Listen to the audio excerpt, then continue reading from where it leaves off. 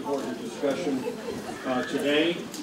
Many of you are very familiar with the Boston Foundation. For those who may not be, however, we are Greater Boston Community Foundation, a billion-dollar charity devoted to improving life and opportunity in Boston and the region. We've been around for about 102 years. In that time, we've provided more than $1.5 billion of grants, mostly to Boston area nonprofit organizations working in a wide variety of fields. We're happy to say that fully $1 billion of that $1.5 billion has been made just in the last 10 years. So we take very seriously the part of our mission that has to do with enlarging the philanthropic capital that's available to this community, because we know that when Bostonians give money away, very, very good things happen. Even those of you who are familiar with the Boston Foundation find yourself in a different location today. We have moved from the 10th floor to the 3rd floor, and the main motive for that was to have a chance to reconfigure from raw space a design that really makes sense in terms of what the Boston Foundation is today. And a big part of what we are, as you know, is doing things like we're doing today, holding a very large number of forums and convenings on a wide range of issues in the course of a year. What some of you may not know even about that, though, is that another motive we had for moving was to create even more community space. I see representatives of many organizations who've had their meetings at the Boston Foundation. We love to welcome you, and space can be reserved here through our website, tbf.org, and we welcome your participation. We love this place to be filled with active, productive people talking about important issues. I do want to mention that this particular room was made possible by an extraordinary gift from Paul and Sandra Edgerly, and it is the Paul and Sandra Edgerly Center for Civic Leadership.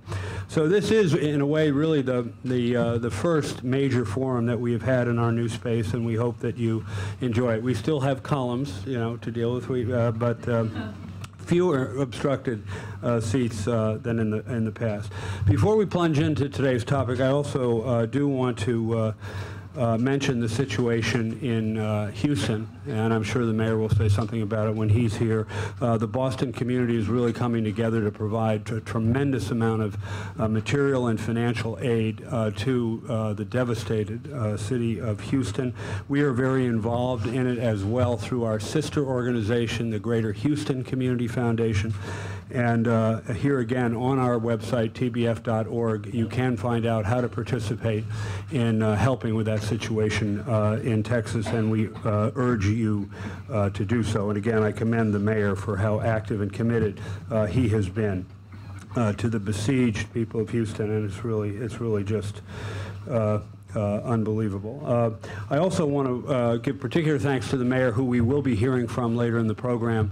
This day, I think, this forum is inconceivable without the extraordinary commitment and leadership that he has exhibited, along with that of our good friend and former Lieutenant Governor of the Commonwealth, Evelyn Murphy, who we will also be hearing from. But we greatly admire Evelyn's leadership in making this possible. Would also like to thank UMass Boston, the McCormick Institute. We'd hoped that Interim Chancellor Barry Mills would be here today, but he was unable to make it. But we thank him and the Institute for their support. You know, the context for this particular contemporary discussion of pay equity really resides in one of the most extraordinary accomplishments of this society in the 20th century, which is the growth of the labor force between 1950 and the year 2000 from 62 million to 141 million workers, propelling the period of greatest economic growth in the history of the country and arguably of any country in the world. And women joining the workforce, really doubling their participation as part of that upsurge, were crucial participants in an extraordinary extraordinary period.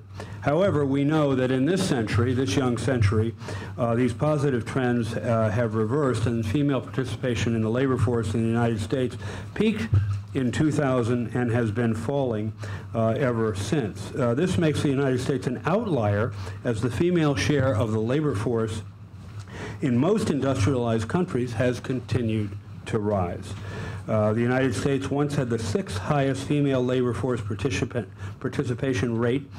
That was in 1990, and by 2010 we had fallen to 17th place. We think that is very relevant to the issue we're talking about today, but also relevant to the failure to institute opportunities, whether it's in the form of paid family leave, or other things that are a matter of course, a matter of fact in other industrialized countries, and that we have not really come to grips with, and we're now really paying a price. And I wish I could tell you that Boston were doing far better than the national averages, but as was noted in the city's 2016 report, women in Boston make 77 cents on the dollar. Now, we can all agree this is a moral issue, a fairness issue, and these numbers are deeply troubling from that perspective. But they also fail to capture the true cost for our city and society when the majority of our workforce is being systematically underpaid. It certainly depresses female participation in the workforce, as I noted. But consider this, 78% of the families living in poverty in Boston are headed by a single female. 78% of the families in poverty, and an enormous percentage of those women are in the workforce. Think what it would mean for them, often living on the margin, to enjoy, if the pay equity matter were to disappear, and they would enjoy a 25 to 30% rise in their wages. So the implications of the situation we find ourselves in are very, very profound and complex, but really call for the kind of sustained action that we're seeing the beginnings of in this event today, and the new information that we have. So again, let me welcome all of you here for this very important discussion. We're going to hear from the mayor when he arrives. So in the meantime, we're going to get going with the presentation of the reports, and I'd like Ann Bookman to come up and take us through that. Ann.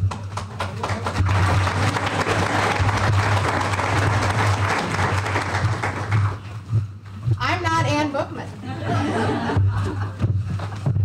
Hi, good afternoon, and thank you, Paul, so much. What a terrific opportunity to join you all in the beautiful city of Boston in the Commonwealth of Massachusetts today, as we all together are working to help Bostonian women flourish. I'm Kim Churches. I am the American Association of University Women CEO, and AAUW is very proud of its partnership with the City of Boston and with Mayor Walsh in this endeavor. Now, I may have just joined AAUW in June of this year, but we've been leading the charge towards equity for all women and girls since the 1800s. And we've done that through education, policy and advocacy, and fact-based research. You heard Paul speak a bit about the qualitative and quantitative results and what it means right here for the city of Boston and women, but then what that means as you compound it and think about what's happening in cities and states around our nation. The pay gap for women is a pervasive problem that's plagued our workforce for far, far too long. And it affects women of all ages, all races, in every state in our nation. But here in Boston, Mayor Walsh and AAUW are committed to changing that paradigm, to closing that gap we hear about year in and year out. And in the Commonwealth, well, I'm very pleased to applaud the bipartisan and unanimous efforts in the Massachusetts legislature, passing a groundbreaking equal pay law just late last year. And they're joined by about 25 other states that are looking at passing similar bipartisan efforts to ensure that we can get to equal pay for all. The leadership of Mayor Walsh and the collective commitment to equity is really best shown through the Boston WorkSmart program, the largest initiative in America to close the gender pay gap. And it's a 5-year program to train 85,000 women here in Boston. So today, I want to thank Mayor Walsh, the City of Boston for their unwavering commitment to arming women with the tools, the skills, and the data they need. And special thanks as well to our friend Megan Costello, who worked so tirelessly on behalf of this partnership. My appreciation also to Paul and the team here at the Boston Foundation for their support, ensuring that what we're doing is working. And to the University of Massachusetts, Boston Center for Women in Politics and Public Policy for their comprehensive work and report on this effort that you'll hear about in just a few minutes. Over the next few years, AAUW is very proud to be Boston's partner in achieving the goal of training half of the working women how to get paid what they're worth. And the strategic decision to help close the pay gap for women in Boston is going to provide the roadmap for others to follow. And follow they will at municipal, state, and federal levels. So I want to thank you all today for having us, and we all look forward to the panel discussion and the report's findings. And let me now please invite up Ann Bookman.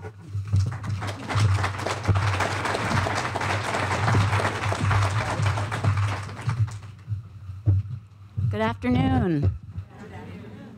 It's a pleasure to be here. It's a pleasure to see so many people in the audience who I know who are fighters in this cause. And so I feel that I'm speaking to sisters and brothers where we share many common values. I want to start with a few thank yous. As you can imagine, there are many individuals and organizations that have contributed to this report, and unfortunately I only have time to mention a few. I want to start by, of course, thanking Paul Grogan, President and CEO of the Boston Foundation. I think it's very important to note that the Boston Foundation didn't just support this report. They provided seed funding to get these workshops off the ground. So thank you for being involved from day one. And thank you to your amazing team, Rose Corcoran, Barbara Hindley, Keith Mahoney, and many others at the Boston Foundation who have really supported our efforts at all stages of the research and the production of this report. Megan, where's Megan? Megan Costello, I want to thank you so much. As most of you in the audience know, she's the director of the Mayor's Office of Women's Advancement. And Megan, we thank you for your tireless work and your deep dedication to gender equality. It inspires all of us. And I'm going to ask you to give a message to the mayor. I was going to do a personal thank you, but thank the mayor for seeing women as assets to the Massachusetts economy and for his vision of making Boston the premier city for working women. It makes me proud to be a Bostonian. I also want to thank Kimberly Churches, the new CEO of AAUW. As Kimberly said, AAUW has been a champion for pay equity and many other issues for decades. And it's very exciting to have a new leader, a new person to collaborate with. And last but certainly not least, I want to thank Evelyn Murphy, who again, many of you know as the president and founder of the Wage Project, as our former lieutenant governor. What you may not know is that she is actually the person who designed the WorkSmart curriculum and the Smart Start curriculum. Very, very impressive. Evelyn, you are a pioneer extraordinaire. You are our mentor, our guiding light. So, and finally, I would like to thank two leaders from UMass Boston who have joined us today, who support the work of our center every single day. I'd like to introduce David Cash, Dean of the McCormick Graduate School of Policy and Global Studies, and our Associate Dean, Kiki Ndozi. So thank you, everybody. Okay, now it's time for the glasses. So I would like to provide some context for this report before we share key findings. And I'm going to address three questions. First, how does this research expand our knowledge of pay equity? Second, what is distinctive about this report? And third, what do our findings suggest about finally closing the wage gap? Many studies on the gender-based wage gap are filled with very discouraging statistics about the slow progress to change it and close it. The focus is often on the cause. Is the pay gap due to differences in educational levels or occupational differences or discrimination? And the answer is all of the above and other factors. There are also, but in most studies, researchers have not gone to the women themselves who experience pay inequality. We have. There are also studies on salary negotiation that are critical about using these kind of tools, these skills, to address the wage gap. Some are skeptical, and others actually say it's a blame the victim strategy. They do not believe that women themselves can play an important role in the fight for pay equity. We do. And that brings me to question number 2. This report is distinctive and, as far as we know, unique in its ability to understand the pay gap through the lens of women's experiences. This is the view from the trenches. This is the view from the bottom up. Rather than conducting a survey, we collected and analyzed qualitative data. That is, we gathered and listened to women's stories about how AAUW WorkSmart workshops impacted them, not just in terms of their knowledge and skills, but also, and perhaps most importantly, women's ideas about the possibility of getting paid fairly and their own role in driving equity and change. If we had simply conducted a program evaluation rather than a case study, the key question would simply be, did these women get a pay raise after the workshop? And that would have yielded only a yes or no response and missed the deeper story we are telling. This study paints a vivid picture of the complex, nonlinear process of working women learning from each other, taking action, and actually moving the needle on pay equity.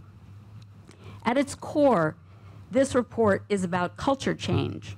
It is about how AAUW WorkSmart workshops produced a powerful process of change that is growing in Boston on an individual, on a collective, and an institutional level. On an individual level, workshop completers learn to overcome their personal fears about asking for the pay they knew they deserved. They found that lack of self-confidence is a shared phenomenon coming from gender stereotypes passed on by the family, the schools, the media, and with support from other working women they met. They learned to advocate for themselves and pursue many forms of action, often involving coworkers. On a collective level, these women learned they are not alone, and that pay discrimination is not due to a personal failure. It is systemic. Or as we used to say in the early days of the women's movement, the personal is political. And yes, they use the E word to describe their workshop experience.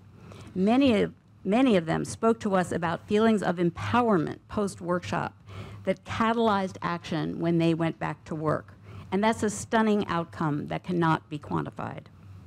On an institutional level, this report is distinctive because the women we interviewed are not highly paid professionals, but are representative of working women of diverse backgrounds, many of whom, and I want to emphasize this as I think Paul did, face very serious economic struggles. Their voices are often unheard, but now they speak to us in their own words and describe a transformative experience that will impact not only their pocketbooks and household incomes, but also the policies of their employers and workplaces. So finally, question 3, what do the findings suggest for the future? The workshops have created a safe space for a conversation that has rarely happened. It is usually frowned upon to ask someone, how much money do you make? But in these workshops, not only is that question welcomed, but the answer is, if you feel that you are not making what you deserve, you can take action, you can make change. Through the mayor's initiative, we are having a citywide conversation about gender equality that has become a catalyst for closing the pay gap. These women, workshop completers, are walking the talk. They are becoming change agents in their own workplaces and part of a growing cohort, and this is a very important point, of Boston working women who are also doing the same thing. In fact, we see the workshop conversations as part of a national conversation and a national movement that is growing and including more and more women and men. In closing, at this moment in our nation's history, when the issue of equality and valuing difference has never been more important, we are confident that the story of the AAUW WorkSmart workshops contain lessons and hope for the future of a fair and inclusive Boston and many cities and towns across our country. Thank you.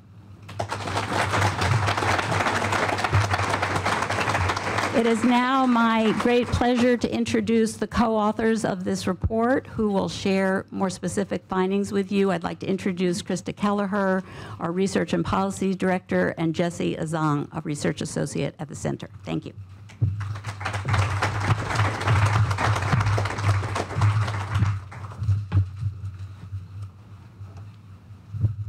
I'd first like to acknowledge two additional members of our research team and ask Amy Bell-Pasht and Priyanka Kabir to stand. Priyanka and Amy, thank you. Priyanka and Amy were essential to this project, and I thank them for their valuable contributions. So, as you've heard from Kim Churches, AAUW WorkSmart in Boston is a 5-year program. Our study explored the impact of the workshop on women who completed a workshop in the program's initial year. In order to study workshop impact, we addressed some specific questions. What did women learn? What actions did they take after completing a workshop? We were also interested in the barriers that prevented women from addressing their pay in their workplaces and on the job market, as well as the factors that contributed to women's successful salary negotiations. We used a case study approach to answer these questions. Our primary data source was in-depth interviews with 52 women who completed a workshop. We also collected data from the workshop trainers, program staff, and one community partner. We wanted to be sure that our sample was similar to the universe of women who took and completed a workshop in year 1. Our study sample was generally representative of all year 1 program participants for whom demographic data were available. The women we interviewed also generally reflected the demographic composition of the female workforce in the Boston area. As shown in this first graph, nearly 40% of women we interviewed were women of color. The overall racial and ethnic breakdown of our study sample was similar to all year 1 workshop participants and also to the female workforce in the Boston area. The vast majority of the women we interviewed had either a college or master's degree.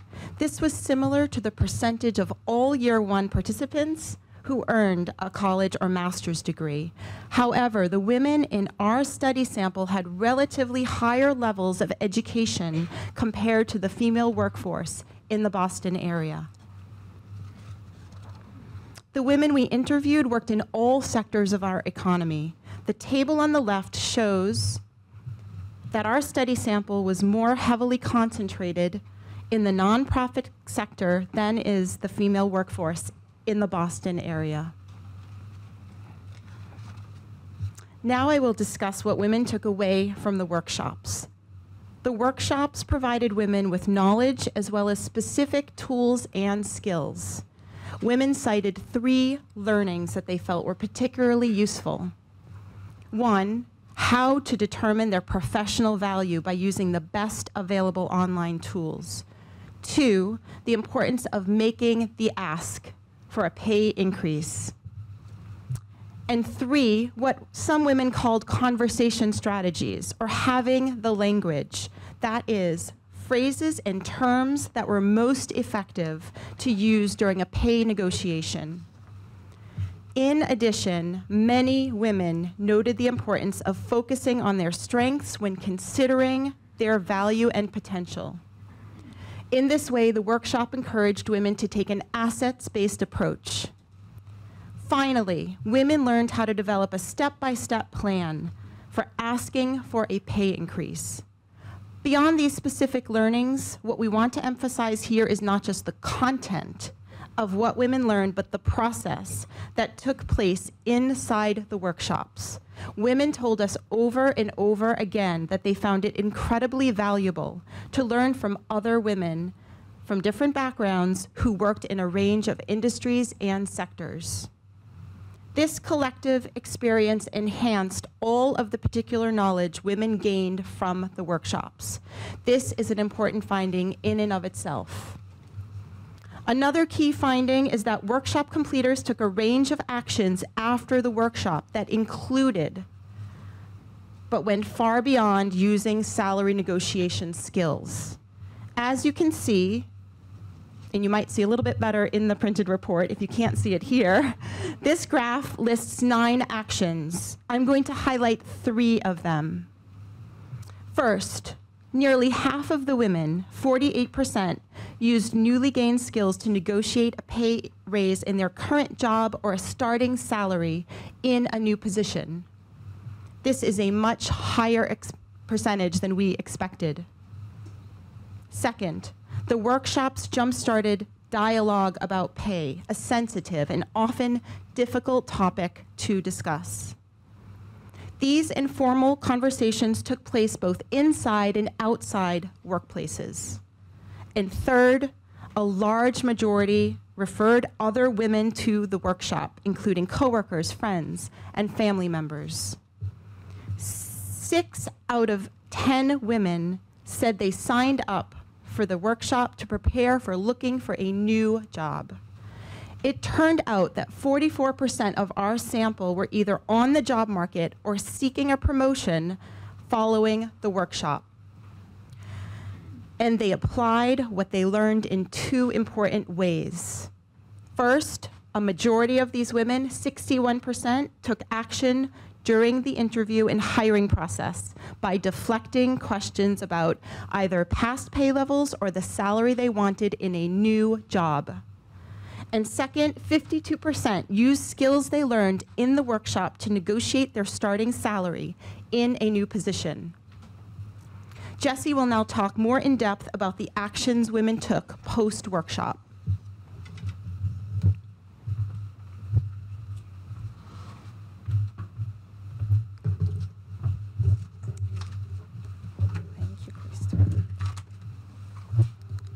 So I will talk on a number of factors regarding the actions that women took, what facilitated some of these actions, and what barriers they face in the course of taking some of these actions.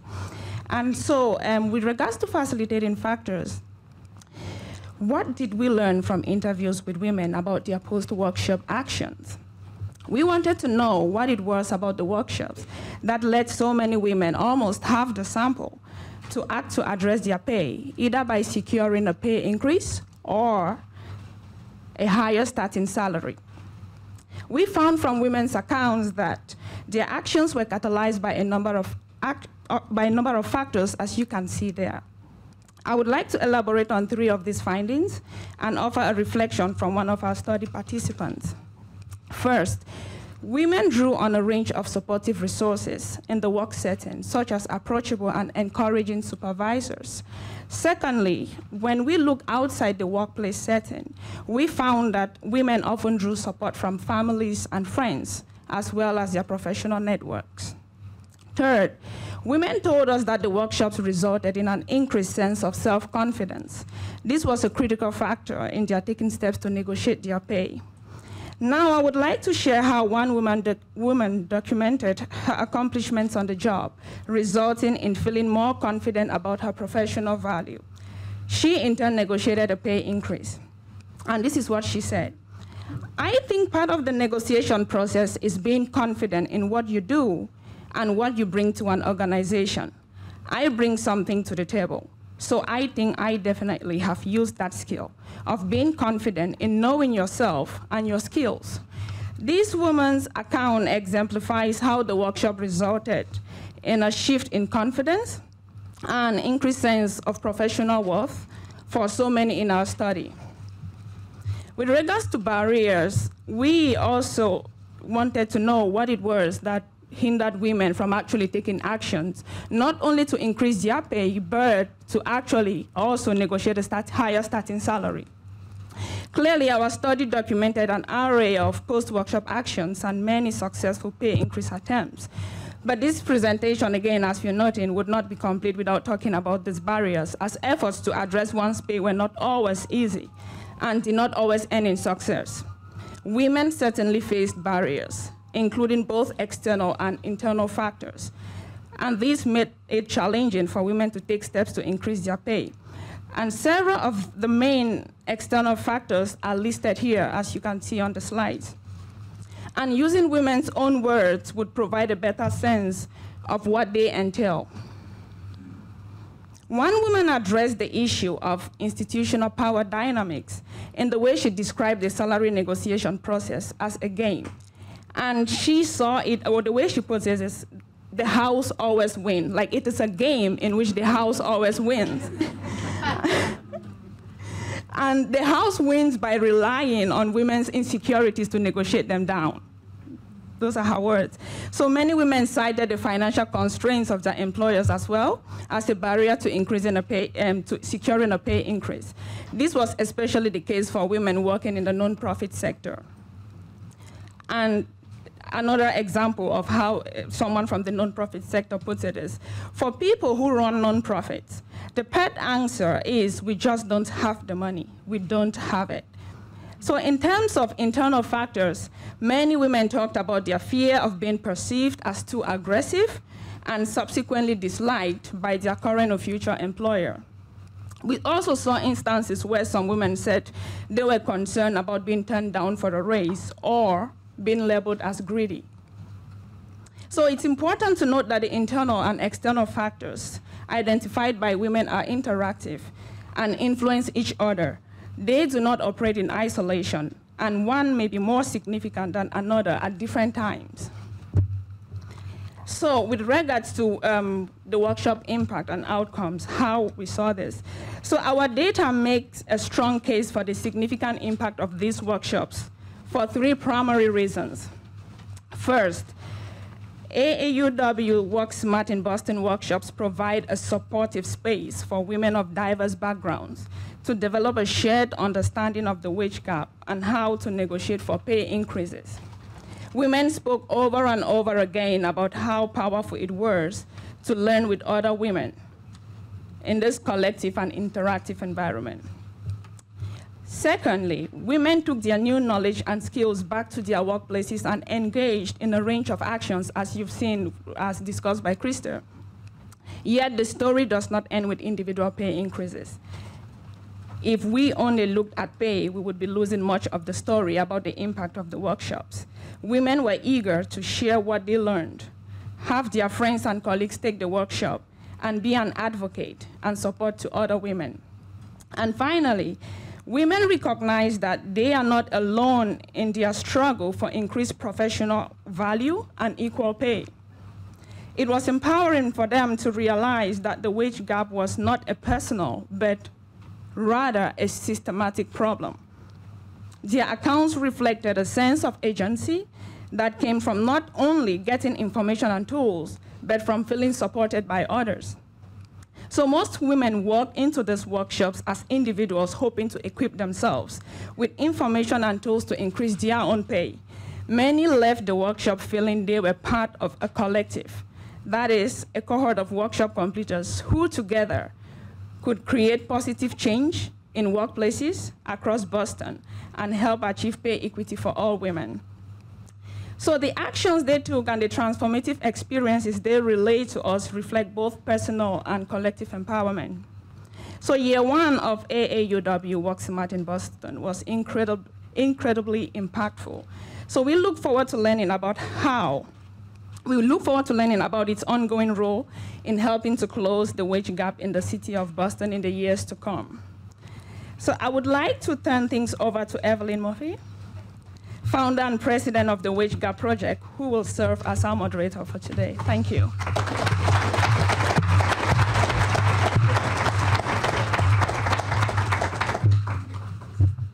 Okay, let me ask the panel to come up here, and we will start a panel discussion among us, and then after a couple minutes, we will open it up to everyone for questions that you might have. Before I do that, I have to say, in listening to this presentation,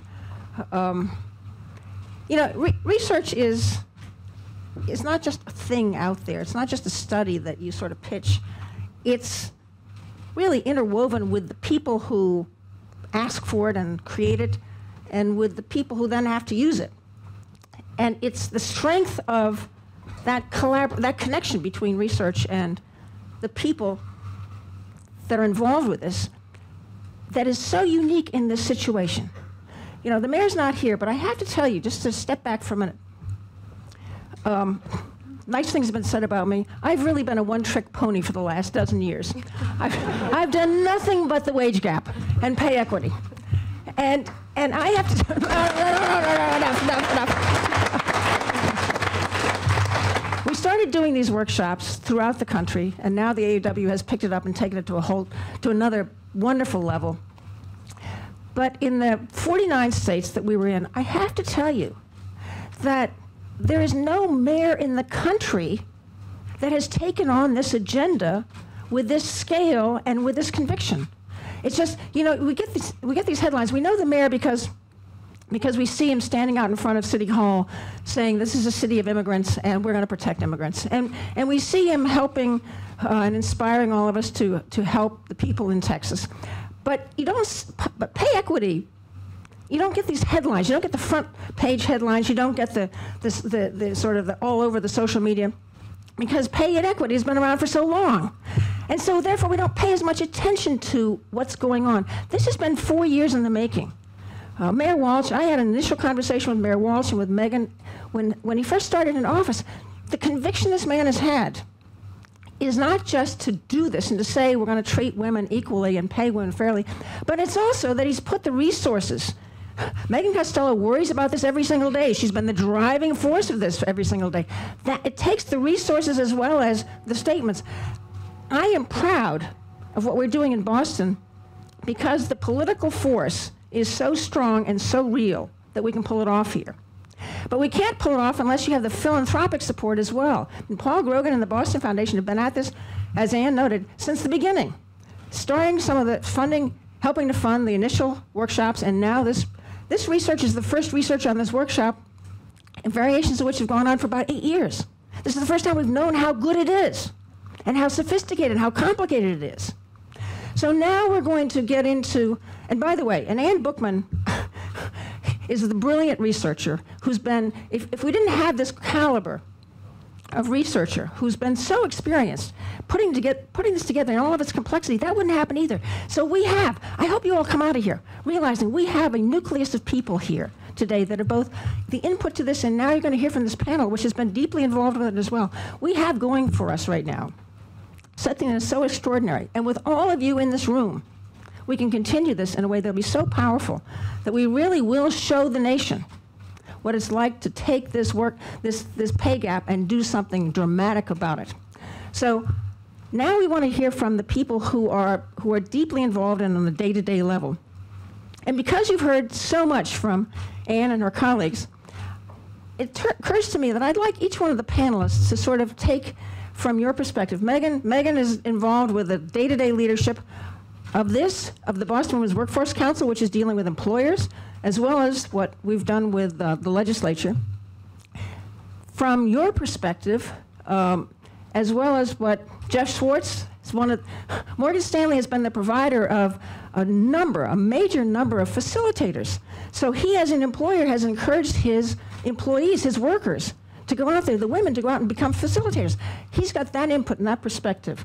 Christina Desir has been the day-to-day maker of these workshops. She's the connector between the sponsors, sponsoring organizations, and the facilitators and the people who come. She puts all this together with some kind of chemistry that is just magnificent. And Betty Francisco has a way of looking at this from a Latina's perspective and to see what it takes, not just in providing space, because she and her organization have provided space for these workshops, but also what it's like to use this workshop in a way that represents all women of all races and all backgrounds. So I want to kick this off, and Megan, I'll ask you, and then I'll ask all of you sort of more spontaneously. Out of all you've read and thought about in this workshop, what is the most important lesson here from your perspective? Great. Thanks, Evelyn, and thank you again to the Boston Foundation and Kim and AAUW and Anne and her team. As Evelyn said, we started this work a few years ago, and you hope things work. You do a lot of work to make it happen, but you never know really where things will end up. And we are delighted to be here today and delighted to see the biggest impact that I think, which is really these workshops work. You think about the gender wage gap, and legislation is certainly an important component to closing the wage gap. We know that we need safeguards in place so that women can eliminate the salary history question or can have some transparency in their salaries. But we know that this goes beyond legislation, that this is about social norms. This is about social behavior. This is about cultural changes that need to happen. And I think that this report, this case study, really shows us that this is having an impact, not only in terms of the actual compensation that women are getting and asking for, but in terms of the sense of community that we are building. And I think it really complements the work that the mayor and I are doing, and Evelyn and the Boston Women's Workforce Council, who I know Mary Rose and Elisa are here as well, with employers. We now have 216 employers in Boston that are working on their side of things to ask from an employer perspective, what should I be doing? So I think this combination of the salary negotiation workshops, individual women, we know that as women we are terrific advocates for everybody except ourselves. So individual women taking control of their careers and what they want to get out of them, the work with employers on reporting wage data and employers asking themselves, what can I do? And the work with the legislation, which Jill Ashton and so many others in this room, I look around this room and there's a lot of active faces here that worked so hard. This is really, I think, what is going to put not only Boston on the map, but it's really going to change the lives of working women here in Boston. Jeff, okay. Tell us what stood out for you. So I want to take you back a couple of years ago. Evelyn, in her typical self-effacing way, came to visit me in my office. And she brought sort of this idea. There was no PowerPoint. There were no charts. It was just simple. And she presented to me an idea around these workshops. And she had been doing them for a long time, but with a different constituent, more college-age women, and said, would the private sector be interested if we actually began to deliver these workshops out in the community? And I looked at her with this sort of wry smile and said, well, Evelyn, the private sector would most definitely be interested, but my guess is you're asking the question, would Morgan Stanley be interested? And without hesitation, the answer was yes. The answer was unquestionably. But before I could really do that, I wanted to go observe one of these workshops. So I went to UMass Lowell one evening and just watched and observed. And for anybody that is dubious, read the research. The research was wonderful. I thoroughly enjoyed reading the report. And it validates all the things that you've heard today. But let's be real for a moment. It's year one. It's just the beginning. We need to do a lot more. So what's most important from my perspective, from the experiences that I've had personally and as an employer in the city, is that we need to double down. We need to do a lot more than we're doing right now. Awesome. I think these workshops are really impactful and powerful in terms of letting women know their professional value and really knowing what they bring to the table overall. And I think the most important thing that I saw from the study was that women supporting other women, whether it's sharing their workbooks or recommending their friends to take the workshop overall, or supporting other women in achieving pay equity, which is so amazing and shows this Boston community is so terrific. And it's not just about themselves, but also helping others, whether it's in the form of being a supervisor or a mentor. This community of 5,000 women, I mean, Megan and I talk to a lot of these folks on a regular basis, is terrific, and we're so proud to be part of this. Thanks for having me here today. The way I got involved with these workshops was actually through the Boston Women's Commission. And when Megan first announced this partnership that the mayor's office had with AAUW, I was immediately interested in bringing these to our Latina group. I co-founded a group called the Latina Circle, which is working to advance Latina leaders into positions of power and influence.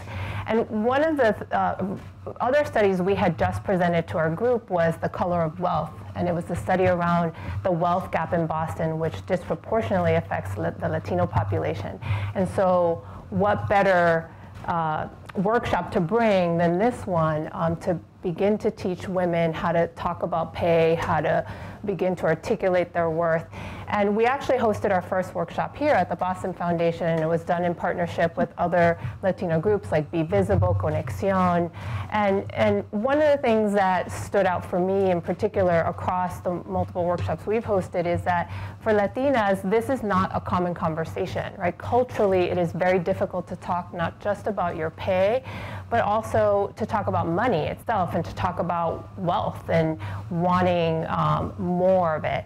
And what the workshop immediately does, as part of it, we talk about the cultural piece first, because that's really important, where you feel that you can't even begin to get past your own limitations, right?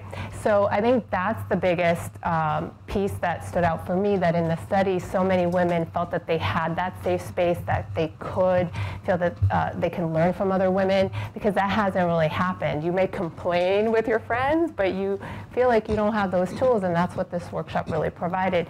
And just beyond the actual training and giving the tools, it really was a confidence an empowerment building workshop, and they actually work. Even for me, I mean, I'm a lawyer by training and I negotiate all the time, but for me what stood out is that I thought about, did I negotiate in my first job and my second job? Probably not. I don't think I did. But this created a forum for me to say, we must do this. We must teach more women to do this. And also the women that have come to our workshops, we make it a point to tell them that they must also bring this to others. So they become facilitators, and we're working to continue to push that. So did anything surprise you, Betty, in this workshop? Well, actually, I wish more women negotiated. So the 48% that, as a result, did negotiate after the workshop, I wish that number got higher. Because I think the tools are great, but it still shows us that there's difficulty in having the conversation. And I think that if we can keep building on that and creating spaces where women can practice and can talk about, how do I articulate my worth? How do I showcase my experiences? How do I better position myself, especially as you get more senior? How do I do that in a way that really creates advancement for me? That, I think, is going to keep moving the needle. Other surprises? I think that's where the 87%, I think, was the number in the report, of 87% of women took some sort of action, which I think is the first step in when we're trying to think about negotiations. Whether that action was doing the research, for the first time maybe talking to a friend or colleague about it. You know, these workshops, I always say, they're not going to change your life in these 2 hours, but they are designed to make you think differently about your career and what you want to get out of it. And what are your talking points about yourself? I'm in politics, so I was thinking talking points. What's your value to an organization? And how do you articulate that value? And then how do you make sure you do the research to understand where you fall? I mean, we have a challenge in the United States where we don't have pay transparency, where we do still have, you know, the salary history question that's allowed to ask. So these workshops are one factor in how we can help women negotiate. And you know, 48% is not 100%, but 48% of them were successful, right, in negotiating either higher compensation or compensation for a new job. And so that's very significant. And if you think about the scale that we're trying to get to, so we've trained about 5,000 women so far, and our scale is hopefully 85,000 by the year 2021. That's half of Boston's workforce, female workforce. That's about impact. Any other surprises? What else pops out? I think for me the surprise was perhaps less about the workshop, maybe directly to your question, Evelyn, but more about the actual statistics. And you know, as Paul mentioned at the outset, the 77% is staggering to me, and that's just, it's unacceptable. And so I think we start with the discussion of, okay, what do we plan to do about it? And then the second piece that I would offer is, I think in a short time, we actually have a model. I think what has been done, and the research supports this now, is that we need to be careful that we don't change too much of what we're doing because the model works. It's about now further reinforcing it. And so in some of the discussions we've had is what else should we be doing? And it's my humble opinion that we need to continue supporting these workshops. They're powerful. If you haven't attended one, attend one, and you'll see and hear about the anecdotes in particular. I love the anecdotes in the research. So to me, those were the surprises. Mm-hmm.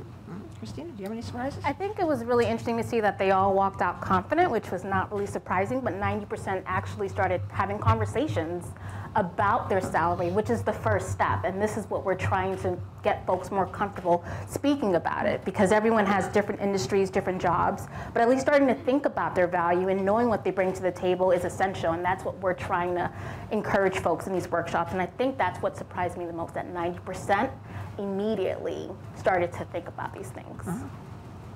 You know, in the report, you'll see, once you've read this, you'll see at the end a lot of recommendations for implementing. And I guess, again, to Jeff's point about be careful how we move on this, I'd be interested in your thoughts about what stands out in the implementation, what needs to happen next?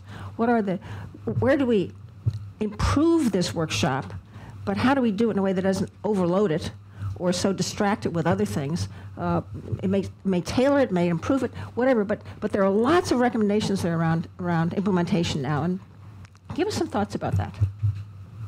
I'll start there.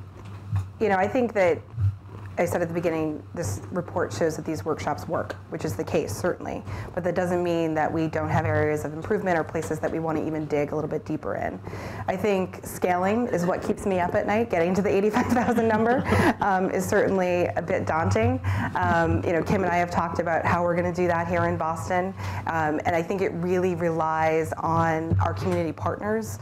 One of the things that you will see in the report, but hasn't been that much talked about today, is the Latina circles, the Young Black Women's Society, the YWCAs that have hosted these workshops for us, that have active members as part of their community, and they are hosted these workshops. We provide a facilitator.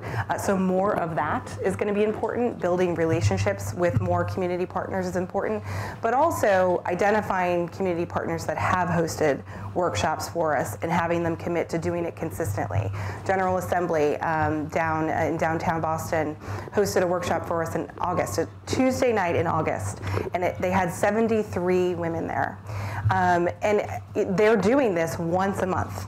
And the reason they're getting such a higher turnout than some of our other workshops is because it's becoming a known, consistent time and date every month. So more community partners that are consistently doing this. I think another thing that's really important to me and important to the mayor is reaching out to more women of color. 52% of the women that live in Boston are women of color. We have about 40% women of color trained, which is reflective of the workforce here in Boston, which is great, but we can do better. We can do even more. And so we're going to be very intentional, and we already have been in year 2, about reaching out to organizations that represent women of color. Those are a couple of things. I'd offer a couple things. One, this whole public-private partnership, I think, is critical to future success. So Megan and Mary Rose and so many others have been working tirelessly on really recruiting the private sector to march together in this. And so it's my view that everybody has a vested interest in the outcome, and so the public-private partnership is so critical to our success going forward.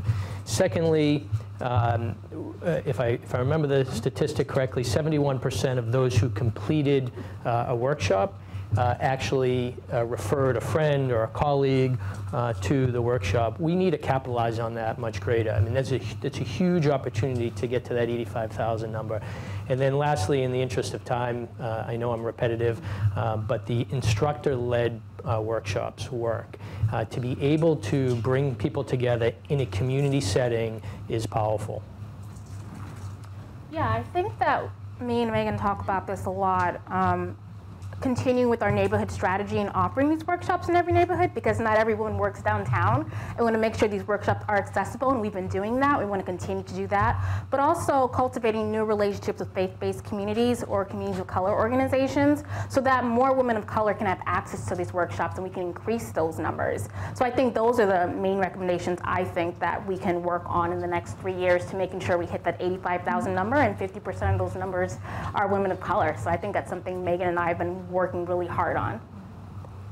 I would agree with all the recommendations. In addition to boosting the community-based workshops, it's also getting more women to become facilitators, because once they do it, they're immediately the role models and the mentors to so many of the women that are participating. And once you have one, it continues to build.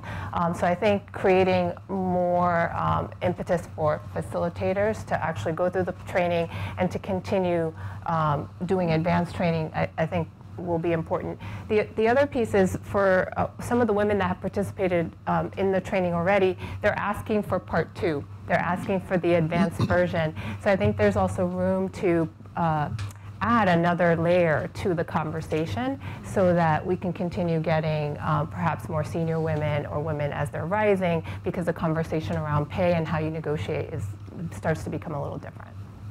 Yeah, to that point, Betty, that's one of the things that we have really thought a little bit about in year 2 is not only providing the workshop space and people make connections at those, but then at least once a quarter our goal is to host networking events where it's not about the workshop, but it's about coming together from people who have participated from different industries, from different backgrounds, to not only maybe make connections for new opportunities for yourself, but also to share your experiences. And again, it goes back to creating this culture and community of women that are really supporting one another in this. So here's what we're going to do. I'm going to open this up for the panel, but I'm going to let the mayor sit if he wants to. Oh, what timing. Let's take a couple questions from the audience, and then I'll invite the mayor up here, but we'll give him a chance to catch his breath and get into the spirit of things. Yes, there's a question over here. My name is Lionel, and I'm here representing Mattapan Tech, which is a nonprofit organization in Mattapan, and I love the discussion. And I have to say, I think this is more of a statement than a question. I have to say that I wish I knew at the beginning of my career that I could negotiate my salary. Because that first job out of college, those first couple of jobs, I was just excited to get the job, and I would have taken anything anybody had offered me. So that's the number one statement. And it seems to me in your report, it seemed that a number of the women, so a couple of statements, a number of the women either had a bachelor's degree or a master's degree. So I'm curious about the age group of the women that were in the study. And my third statement is that I'm saying I'm part of Mattapan Tech. I'm just on the board, but I work full-time for the Department of Revenue in their child support division, and I'm in a union, so I don't negotiate my salary. There's a bargaining unit that tells me what my salary is alongside the 500 other people that I work along with, and so that's just, any comments on that? That's it.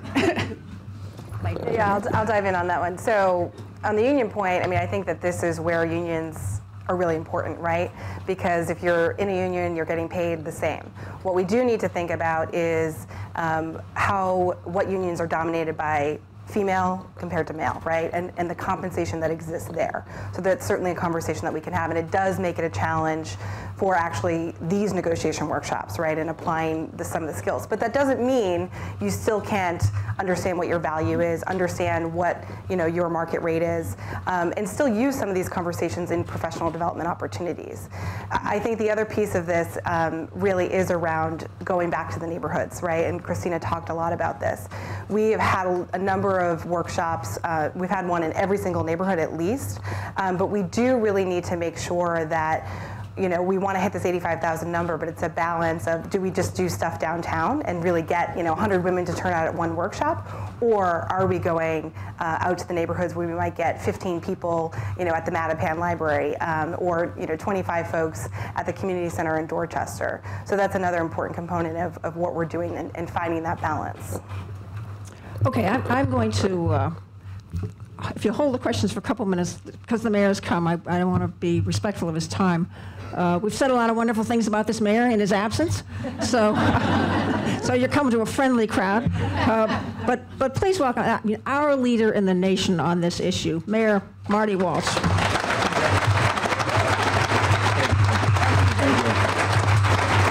Thank you very much, Evelyn. I'm not going to go too long because I know you didn't come here to hear me speak. I'm way late, and I apologize for that.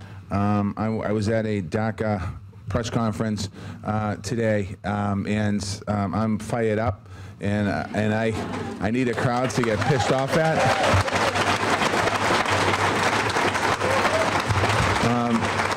When I say I'm fired up, I look at this White House. And everything they do, they're nothing but a pack of bullies in there. That's all I can. That's the best way I can describe it. Jeff Sessions, who doesn't have a clue. There was a young woman who spoke. Diane. She spoke. She's a DACA young person. She went to Harvard. She graduated. She was talking today at the press conference without a note. She went on for 5 minutes. She talked about learning American history. She talked about loving this country. She talked about the importance of getting a Social Security number. She talked about the importance of paying taxes. She talked about all of that. Brought to this country at the age of 6 years old by her mother from Mexico. She said this is her country. And I was listening to her, and she was talking. I was getting angry, and I thought to myself, she probably knows more about American history than Jeff Sessions ever could, and he's the Attorney General. And we know that she knows more than Donald Trump knows about American history. So, and I don't mean to be that way, but I am angry today, it's just unfortunate. This flag on my lapel represents something. And when I think about every time I look at a flag now, and I think what's under that flag is us. And I think about how the rest of the world is perceiving us today. And what we are doing to some of our own people, which are women, what we're doing to our immigrants, what we're doing to our Muslims, what we're doing to our refugees. And I think about that, and it's sad. It's a sad state. And, this guy has 3 years left, and I can't wait for the next presidential election to come around, because I'm going to work morning, noon, and night to get him out of there because the damage he's done. But today is something that's important. The conversation that you're having. This conversation started for us 2 years ago in City Hall with Megan Costello and Evelyn and a bunch of other people. I want to thank you all for that. And at that time, 2 years ago, that was an important conversation about salary negotiation. I probably couldn't stand on the stage 2 years ago and say, 2 years from now, it's even going to be more important than it was 2 years ago. But it is more important than it was 2 years ago, because we have a government that doesn't appreciate people. When I say that, I'm talking about the United States Congress, the United States Senate, where they can't agree on any type of anything. And it's unfortunate. So what you're doing today and what's been done here today, and it's been done over the last bunch of years, I want to say thank you. Let me get my thank yous out of the way. Thank you, Evelyn Murphy. Evelyn Murphy has been incredible. I know she's moderating the panel, but she has absolutely been incredible, and she's been doing this work for a long, long time. And I'm so glad. We had a conversation a couple weeks ago at night, and I'm so glad that she decided to kind of do more as far as out in the public, and she has been a terrific mentor, not just to Megan, but to me. And I want to thank you for that, for your great work.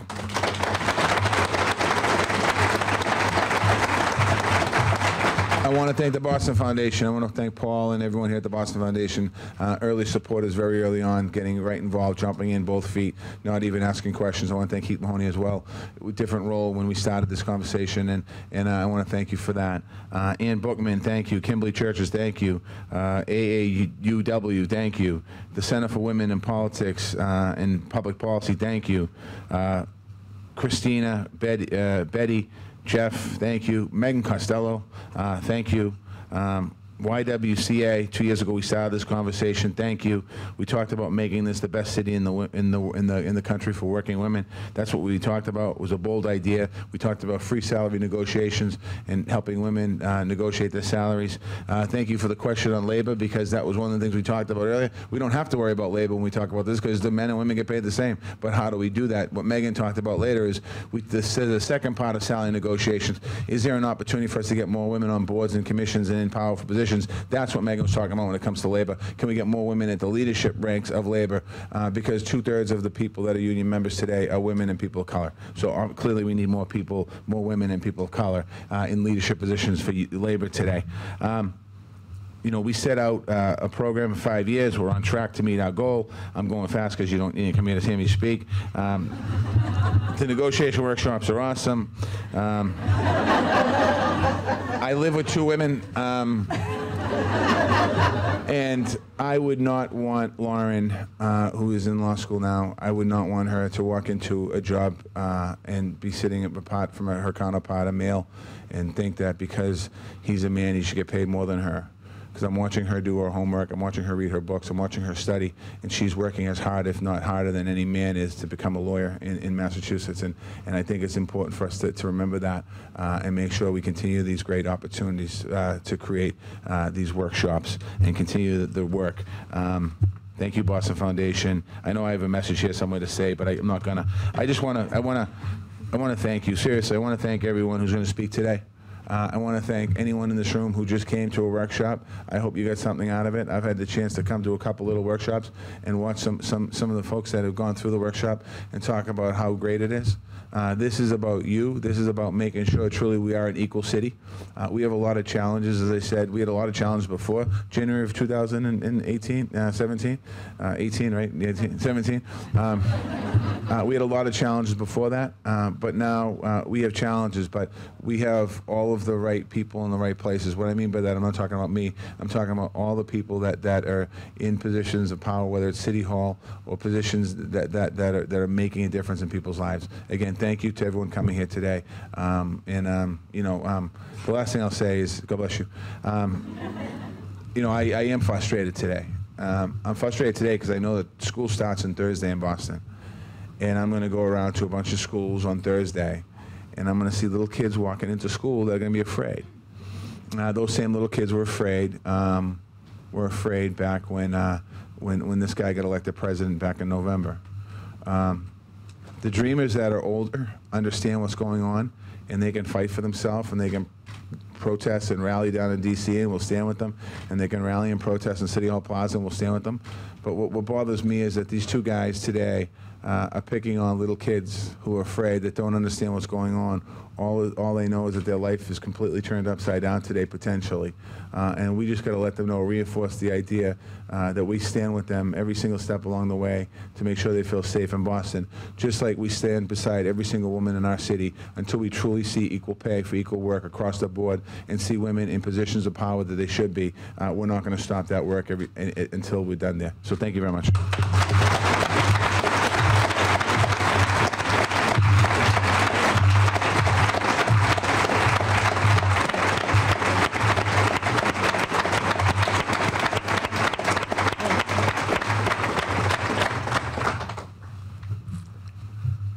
I think we've all now seen why we have such respect as well as affection for you, Marty.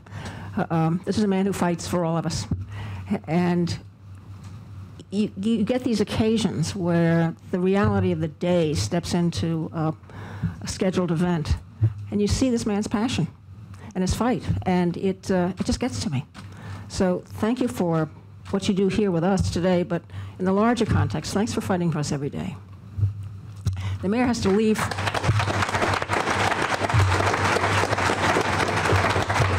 The mayor's going to leave in a few minutes, so please understand that he's off to do some more advocacy and fighting. But we'll continue with some of the questions that I had a chance. I saw some hands over here. Yes. My name is Ann Moritz, and the mayor has just added, with his DACA Dreamer example, to all of those who have been through the workshop. I sense that they have been acquiring skills for the folks who are not in the room, the folks who are managing these houses, the folks who are fostering an ongoing culture that these women in the workforce must now go back and buck up against. Fantasize for me for a moment about how we can use the skills of the women who have been through these workshops to turn around and facilitate trainings for the house, for the people who are in charge and managing the culture that is not changing fast enough. Oof. Who wants to take that one? I mean, so that's the work. Fearless Megan. That's what we're doing through the Boston Women's Workforce Council. We have 216, if that's right, Mary Rose, maybe it's 17 now, employers that we're working with, including Morgan Stanley and other large companies here in Boston, State Street, Mass Mutual, that are acknowledging employers have a role to play in creating equal pay. And it's not only the right thing to do, I think that this is an important distinction. You know, equal pay, it's 2017, we should hopefully all agree that women should be paid equally, right? But this is also about businesses' bottom line. And if you want to retain your workforce, if you want to see a happier, more productive workforce, then you should be paying women equally. It's that simple. And so we're really excited about this combination that we have here in Boston with the legislation that will be implemented in July. It's very special. We have these workshops, so we're talking about training individual women and making sure that they have the tools that they need to be successful. But then we're also talking about employers and what can employers do. At the end of this month, September 29th, we're bringing together over 200 employers to say, from your perspective, not just what are the buzzwords, not just what are sort of, what's the data on the surface level telling us, but what's actually happening in the culture of your workplace, and what are you as an employer doing to create a culture where women feel welcomed, where women feel supported, and where you're paying women equally. Let me add to that for a minute, because I am the co-chair of this Boston Women's Workforce Council that involves employers in this effort. If you think about it for a minute, every woman, every working woman in Boston could go to a workshop and understand what her worth is and how to negotiate and do it brilliantly. But if her employer decides that he or she is not going to go along with this, then she's constantly going to be struggling and fighting. On the other side, if every employer said, you know, I believe I'm going to pay my women and my men fairly, equitably, but if women on the other side don't understand what their value is, then they're always going to think their employer is deceiving them. So you need both sides of this equation. That's why this Boston model of the Workforce Council and these workshops is such a brilliant piece of initiative. And yet, as that co-chair, I will tell you, I would urge every person in this room today to go get your employer to sign on to become a signer to this compact. This is not easy going. We don't have employers rushing in the door to hold up their hands and say they want to do this. So it's one by one by one, and every single one of you today could play a very important role in doubling this number from 215 or 16 to 400 plus. It would be huge, so take that message as well as the workshops. Ann Bookman, you want to mention something about the study? Yes, I just want to, I don't know if this is on, but I just want to make a linkage between, I just want to make a linkage between the employers and the women who went through the workshop. One finding that we had, I think we didn't share in detail, is the number of women who said, now that I've been through this workshop and I understand my own work, I'm interested in becoming a supervisor. I'm interested in starting my own business. So this culture change process we talked about is, I'm trying to make a linkage between women's leadership and what they learn in the workshop. So it's not just that they're increasing their pay, and fighting for other women, but they're really thinking about taking new kinds of positions of leadership in the private sector in their companies. So that is another example of culture change that I think could be very powerful. Okay, other questions? Another thing that Yes, happens Betty. in workshops, to the extent that the women who participate are hiring managers, they're also now realizing that they're perpetuating the gap by doing certain things, right? So asking what your salary is, or not even nudging somebody to negotiate. So now so many of the women say, now I ask the other women to negotiate, and I nudge them, and I say I won't continue having a conversation unless you negotiate with me. So I think it's starting to create that change, but it's as a result of having participated in the workshops too. Super. Other questions? What's on people's minds? Yes, we've got a whole bunch over here. Sure. My name is Chelsea, and I was a workshop participant. It was either last fall or summer. And I'm also going to be starting at the Center for Women in Public Policy at UMass Boston tomorrow. Whoa. For me, the workshop was for me, the workshop was a great success, just to give some context for my question. In fact, the hiring manager for the next job I got had also taken the workshop, like you just said. And I was also able to give some of the language I learned to a friend who was able to negotiate for a higher salary. However, I also had a friend who wasn't as successful and, in fact, faced some backlash, I guess, from the powers that be. So my question is twofold. One, any advice for women who do kind of go in with newfound confidence, employing the things they learned and do face the negative consequences at work? And two, you talked a little bit about institutional change for like big companies and corporations, but any plans to reach out to nonprofits who I think struggle sometimes with not only, sometimes the pay is equal, but in hiring very overqualified women to fill certain positions. So could you speak to that? Sure. Who would like to take that? Christina. I'm trying to remember the question. There's a lot. You want me to take it? Yeah. You can take it. Just from an employer's perspective, I guess I would offer two things, and perhaps some of it's based on the industry that I'm in. If there was backlash, I'd question whether I really want to work at that company, okay? Because I think that's probably a little bit more of a preview into the culture of that organization. And then secondly, again, just my own, and I've hired a lot of people and negotiated a lot of pay through the years. I welcome the discussion because it leads to healthy discussion and it leads to a better relationship. So maybe it goes back to the first part, which is a question whether that's the right place for that person. I think also you mentioned about working in the nonprofit sector and how the challenges are with negotiating overall because of not having enough resources. And I think that there's always a challenge in that place. And I know the Workforce Council is working on recruiting more folks from the nonprofit sector, but also I think looking for more organizations that do offer more pay. They are out there. And so it's about searching and also figuring out the balance between staying at an organization for their mission versus pay. And it's always challenging in that sense, but I think finding the bottom line will be the easiest thing. Yeah, and I think I'll just add to that. You know, the backlash piece is real. It's something we talk about in the workshops. It's something that, I think women fear, right? Like, this is the anxiety that exists, right? It comes true. So how do we deal with that? And it's really around acknowledging that unconscious bias exists. And I always say to women, at any point during a negotiation, whether it's for a promotion within your organization or whether it's, with a company that you're looking to work for, you can always stop. And you can just say, I've really appreciated, the conversation. Thank you for taking the time to meet with me. I'd love to revisit this conversation in a few weeks.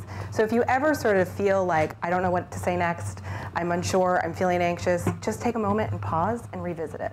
And I think that that's something that's very powerful about the workshops. In addition to the nonprofit stuff, compensation and what we think we should be getting is obviously something that we're talking about today, but it's also about the benefits, right? What other benefits? I know free parking, right, in Boston, that's a huge benefit that we might be able to negotiate for. So just because a company or an organization might say to you, well, we can't compensate you at this because of limited resources, can they give you another week of vacation? Can they give you free parking? Other benefits like that is an important part of what we teach.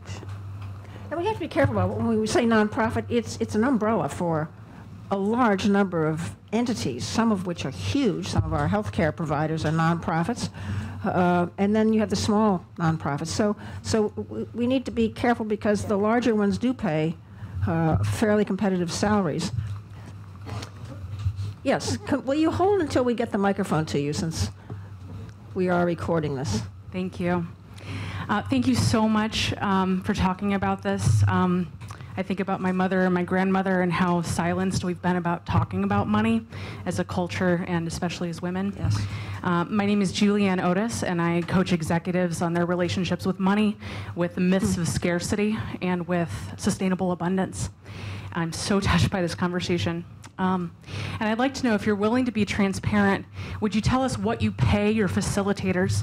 If you pay the women facilitators the same as men, and if it's all women, if you pay those women the same as what you would pay an outside male consultant to come in and coach people on the same topic. And if you don't pay your female facilitators or any of the facilitators, why you choose not to pay them. I think that's a very fair question. So, I think when we think about the recommendations of where do we take these workshops next and what are we doing, right now we do rely on volunteer facilitators. And I think every woman in this room can think of a job that they do on a volunteer basis because they believe in a cause or a mission. And so we certainly do rely on women in our community to do that. But it's certainly something that Kim and I can talk about, thanks to your question. Great question. Yes, we have a question over here. I'm sorry, this woman up here has been very patient. This one right here. Yes. Two very patient people. Hi, good afternoon, and thank you to everyone. I actually am a facilitator as a volunteer, and it is worthwhile, not just for the work, but also in,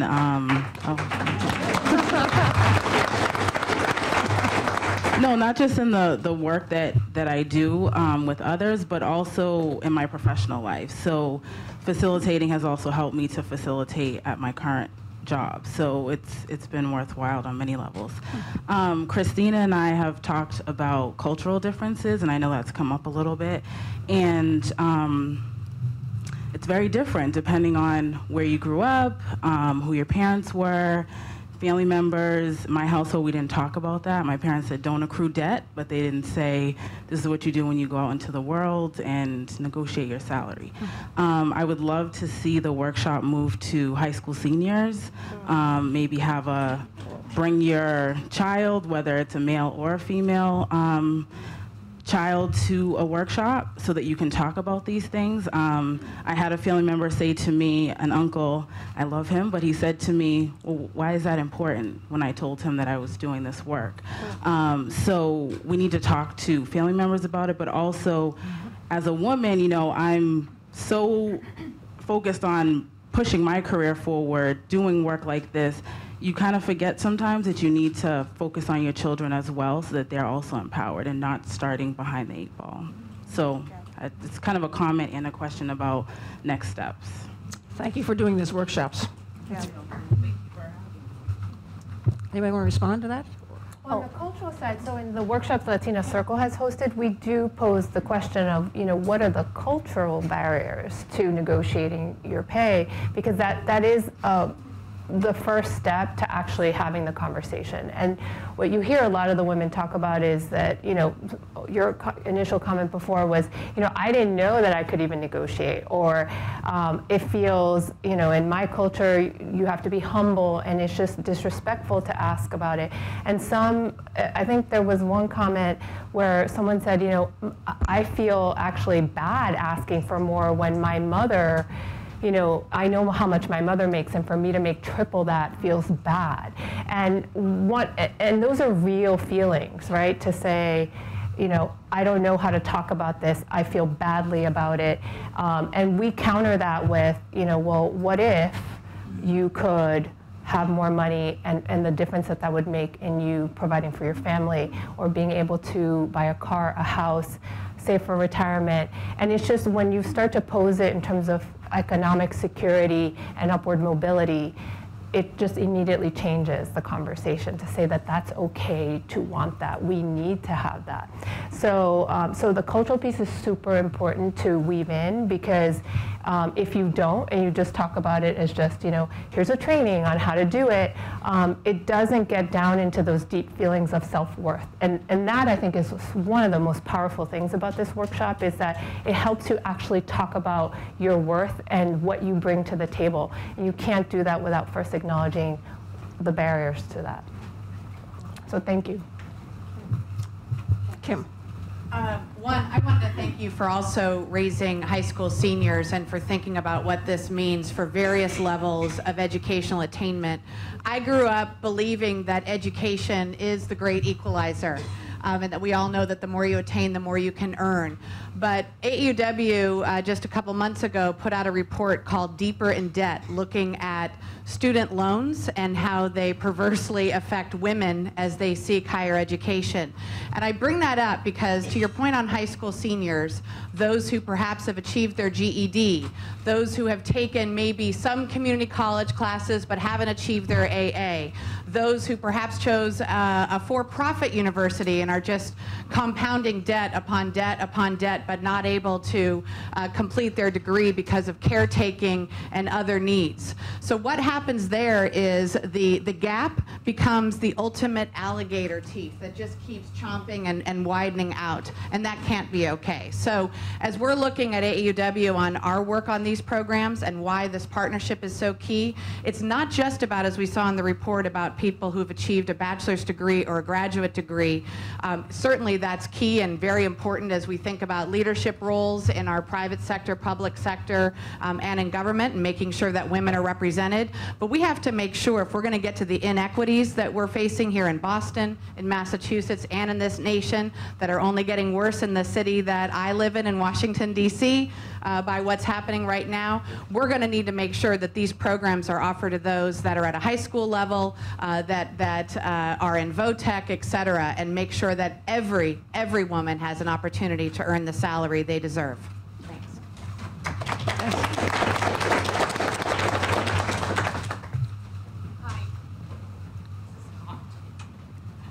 Oh, there it is. It's on. It is. It's hot. Hi, my name is Julia Geisman, and my whole focus is gender equality and equity. So one of the things I have noticed is that there are a number of women who drop out, who take a pause to raise their children. And in doing so, what has happened is they forgot, and this addresses your comment, Kim, they forgot that when they drop out or when they take a pause, they do put themselves in a very a vulnerable position financially.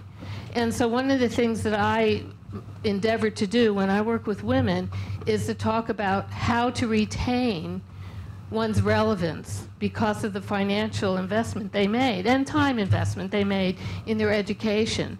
So perhaps another phase could be geared towards those women who have decided to raise some children, which is a very, very important aspect to be sure that our civilization endures. But on the other hand, in serving the civilization, they also put themselves at risk. So I would offer up the possibility of looking at that segment. I live in Charlestown, and they have a mothers association of 17 strong. 1,700 strong, not 17. 1,700 strong. That's a significant number of women. Yep. So that's my comment. That's a great idea. Well, and I think, Julia, just to build off that point, Julia is also one of our fabulous facilitators, so thank you for your work. You know, this is why our office, the Mayor's Office of Women's Advancement, is also looking at this from a variety of angles. We have to ask ourselves the question of why do more women leave the workforce compared to men too, right? Why is childcare so expensive, and why is it so difficult to find information about childcare? So there's a number of things that don't necessarily directly impact the wage gap, but do impact the wage gap that we also have to take into consideration when we're talking about this issue. Points. Yes.